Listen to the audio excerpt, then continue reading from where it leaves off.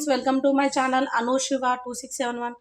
Friends, నేను ఈరోజు మామిడికాయ పచ్చడ పోపు చేసుకునే చూపిస్తాను.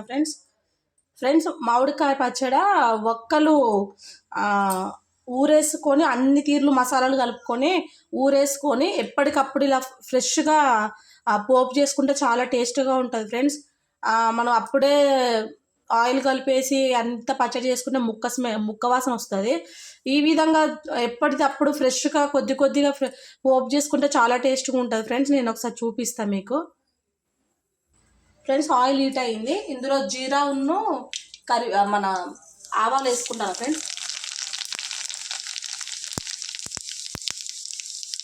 ఇందులోనే కొద్దిగా